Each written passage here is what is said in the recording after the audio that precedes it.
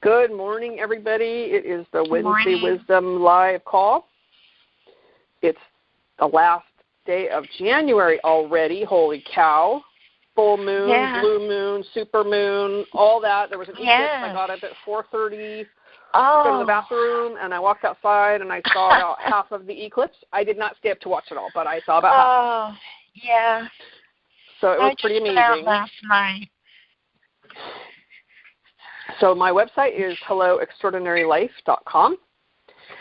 Check that out. There's a free offer for, it's a guide to reprogramming your negative self-talk, which I know that that insidiousness of it can sabotage us right out the door. So grab that free gift, and you'll get an email every week about these calls, about my blogging, and any other events that are coming up, which another event, another course, another 6-week course is beginning on the 17th of February. It will be Saturday mornings, 8 to 9. And I have a few people that have signed up already, so I still have room for a few more. If you're interested in doing that, that's on the website, and it'll be on the private Facebook page, Loving Yourself from the Inside Out. It will also be on my business page, Hello Extraordinary Life. Those are both on Facebook. And if you're on my email list, you'll get it there too. So many places you can find it's on the website too. Oh, I just got a call. Okay. Hold on. Let me, okay. Somebody was calling in and it distracts me. Let's see, what else? I think that's it for that piece. Oh, I also do one-on-one coaching. If you're not interested in a group mentor coaching situation, then I also do one-on-one coaching for the deeper, more personal one-on-one situations that sometimes people prefer. Let's start with, somebody requested a topic of what ifs. She had she'd spoken to a friend who had said, hey, I got a letter from her ex's sister, I think it was. And she started then, once she heard about that, he had been in Vietnam, and when he'd come home, he was addicted to drugs, and he was an alcoholic, and she left, and she started what-ifing that. You know, what if I could have done more? What if I had known more? What if I had stayed? And they had kids together and things like that, and so she requested that, what if? How do you get yourself off of that roller coaster ride or that merry-go-round of what-ifing yourself? Because it's just a setup. That whole what if is just a setup. It's a setup for taking myself down the rabbit hole of mental masturbation and thinking I'm all that, and then saying me, but it really applies to everybody. So I get into that whole arrogance thinking I have the power to change somebody else, or I could help them. Maybe it's not my responsibility, and maybe it's not my job. And the other piece, the flip side of that is, if I had known different, I would have chosen different, but I didn't. I only knew what I knew then.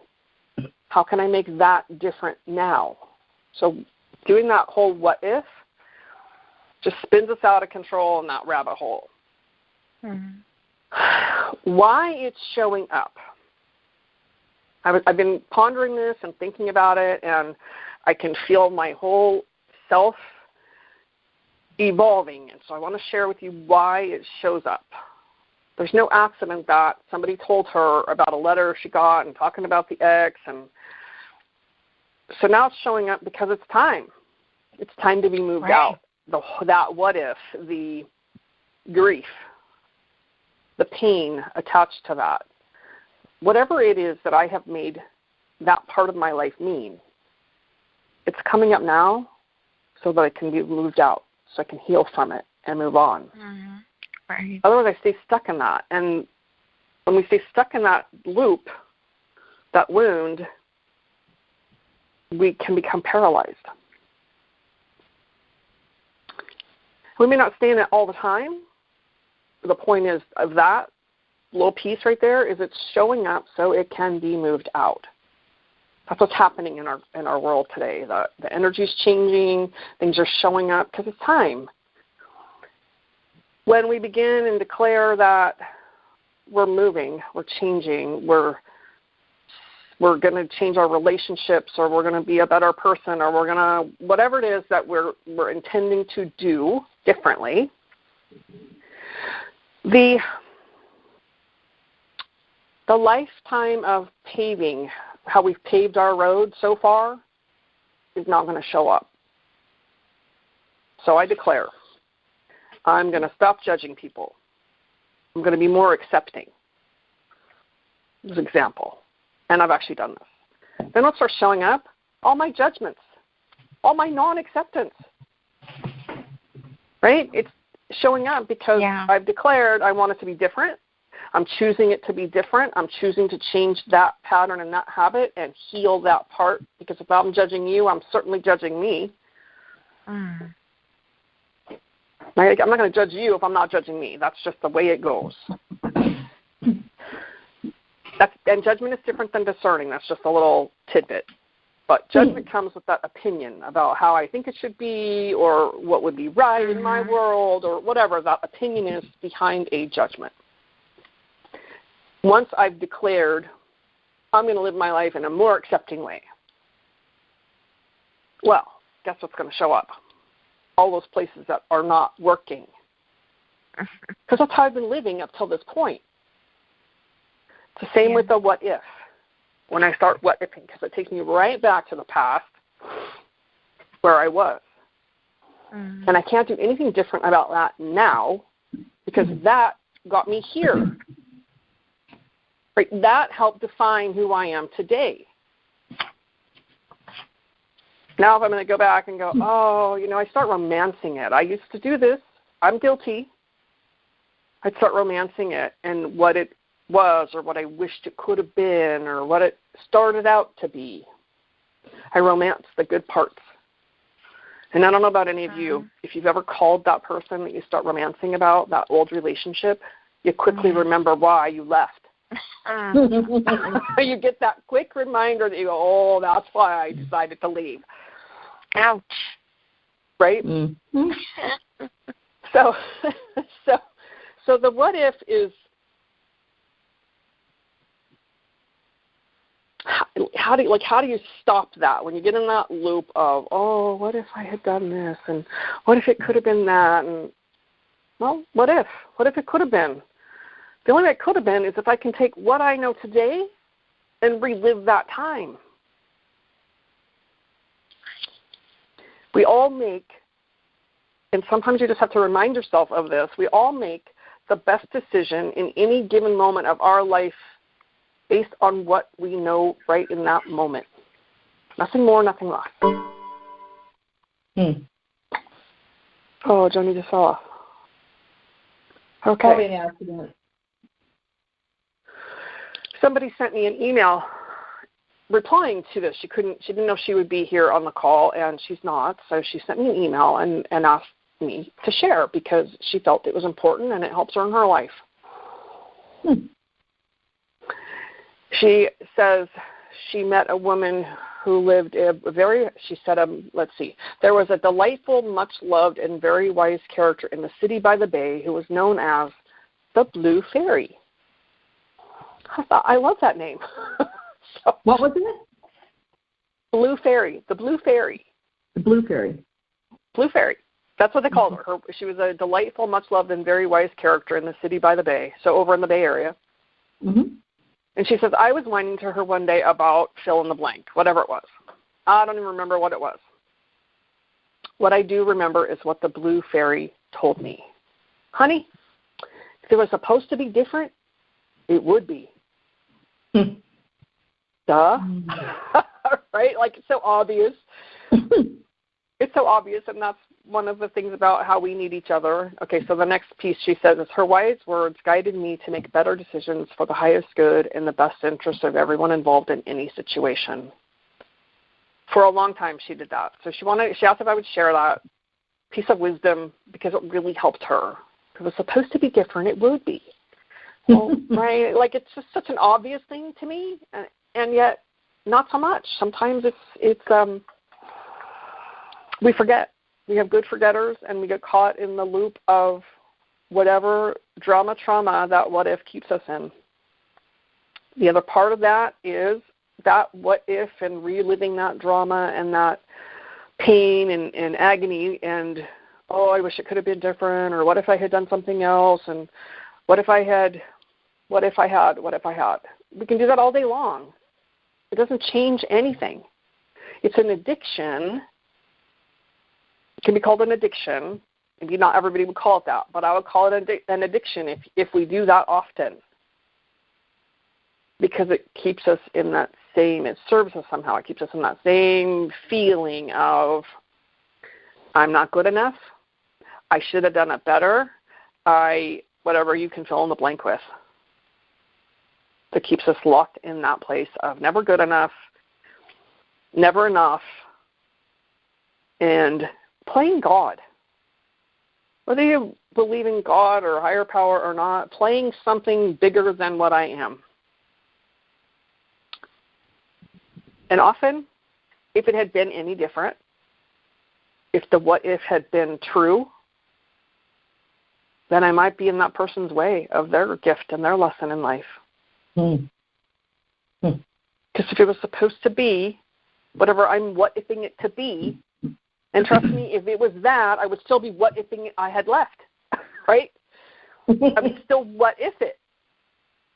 Even if what I'm doing today had been true, I would do another what-if about some other thing. Because why? We're human and we wish it would be different, or we could have been someone that we weren't then, because all of our life is leading up to this moment in time right now here. Everything I've done, every situation I've created, every person I've interacted with has been a cause and a defining moment that brought me right here. The bigger gift of that, possibly, what did I learn? What was the lesson and the gift from that situation exactly as it was? There's always a gift and there's always a lesson. And if I can glean even one piece of that, I'm successful, I'm enough, and now I can move on. I can take that lesson and now apply it instead of what-ifing it.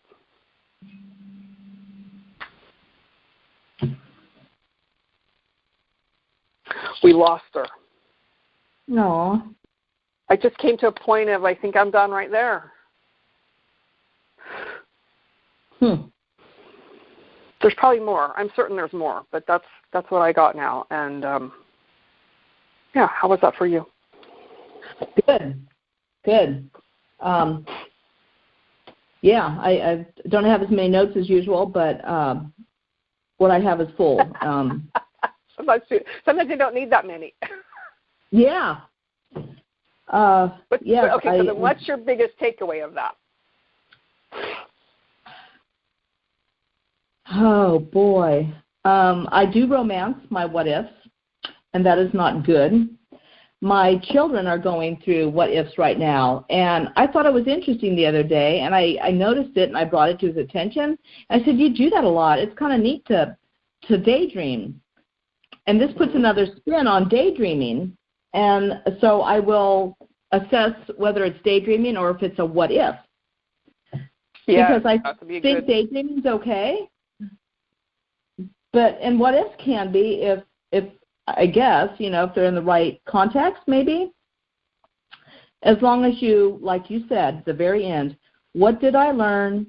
What was the lesson? What was the gift? Mm-hmm. And that puts it all in the perspective for me that what ifs can be healthy under those, if you're viewing the whole thing, accepting that if it was supposed to be different, it would be. Yes, exactly right. I like that, though, the possibility of daydreaming. And that's different than the what if we're addressing today. If they're daydreaming, that's awesome. And sometimes the daydreaming of the what if we want to put it in that context, could be what would I have done different? Mm-hmm. If I had handled it in a different way, what would I do? What would I have done different? then we can apply that going forward. Yeah. And that's the piece about if it's a, daydreaming is it's a whole nother imagination.